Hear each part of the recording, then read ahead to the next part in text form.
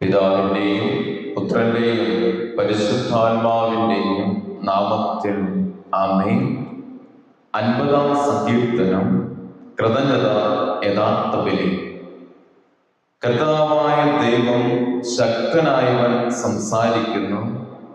കിഴക്ക് മുതൽ പടിഞ്ഞാറ് വരെയുള്ള ഭൂമി മുഴുവനെയും അവിടുന്ന് വിളിക്കുന്നു.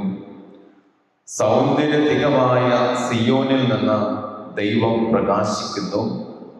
നമ്മുടെ ദൈവം വരുന്നു, അവിടുന്ന് മൗനമായിരിക്കുകയില്ല. അവിടുത്തെ മുൻപിൽ സംഹാര അഗ്നിയുണ്ട്. അവിടുത്തെ ചുറ്റും കൊടുങ്കാറ്റിരമ്പുന്നു. തൻ്റെ ജനത്തെ വിധിക്കാൻ അവിടുന്ന് ആകാശത്തെയും ഭൂമിയെയും വിളിക്കുന്നു. ബലി അർപ്പണത്തോടെ എന്നോട് ഉടമ്പടി ചെയ്തിട്ടുള്ള എൻ്റെ വിശ്വസ്തരെ എൻ്റെ അടുത്ത് വിളിച്ചു കൂട്ടുവേൻ. ആകാശം അവിടുത്തെ നീതിയെ ഉദ്ഘോഷിക്കുന്നു. ദൈവം തന്നെയാണ് വിധികർത്താവ്. എൻ്റെ ജനമേ കേൾക്കുവിൻ, ഞാനിതാ സംസാരിക്കുന്നു. ഇസ്രായേലേ, ഞാൻ നിനക്കെതിരെ സാക്ഷ്യം നൽകും.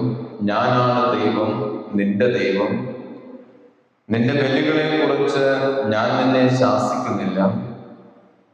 നിന്റെ ദഹന ബലികൾ നിരന്തരം എൻ്റെ മുൻപിലുണ്ട്. നിന്റെ വീട്ടിൽ നിന്ന് കാളയെയോ നിന്റെ ആട്ടിൻപറ്റത്തിൽ നിന്ന് മുട്ടാടിനെയോ ഞാൻ സ്വീകരിക്കുകയില്ല. വനത്തിലെ സർവമൃഗങ്ങളും കുന്നുകളിലെ ആയിരക്കണക്കിന് കന്നുകാലികളും എൻ്റേതാണ്. ആകാശത്തിലെ പറവകളെ ഞാൻ അറിയുന്നു. വയലിൽ ചരിക്കുന്നവയെല്ലാം എൻ്റേതാണ്. എനിക്ക് വിശന്നാൽ ഞാൻ നിന്നോട് പറയുകയില്ല.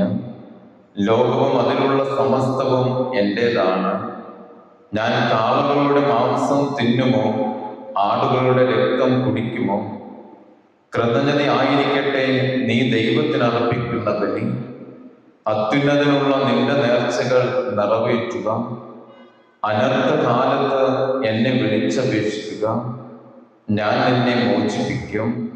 നീ എന്നെ മഹത്വപ്പെടുത്തുകയും ചെയ്യും. എന്നാൽ ദുഷ്ടനോട് ദൈവം പറയുന്നു, എൻ്റെ നിയമങ്ങൾ ഉരുവിടാനോ എൻ്റെ ഉടമ്പടിയെക്കുറിച്ച് ഉരിയാടാനോ നിനക്ക് എന്ത് കാര്യം?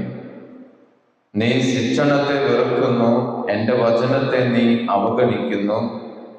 കള്ളനെ കണ്ടാൽ നീ അവനോട് കൂട്ടുചേരും. വ്യഭിചാരികളോട് നീ ചങ്ങാത്തം കൂടുന്നു. നിന്റെ വായി നീ തിന്മയ്ക്ക് തുറന്നിട്ടിരിക്കുന്നു. നിന്റെ നാവ് വഞ്ചനയ്ക്ക് രൂപം നൽകുന്നു. നീ നിന്റെ സഹോദരനെതിരായി സംസാരിച്ചു കൊണ്ടിരിക്കുന്നു. സ്വന്തം സഹോദരനെതിരെ നീ അപവാദം വരുത്തുന്നു. നീ ഇതെല്ലാം ചെയ്തിട്ടും ഞാൻ മൗനം വീക്ഷിച്ചു. നിന്നെപ്പോലെയാണ് ഞാനും എന്ന് നീ കരുതി.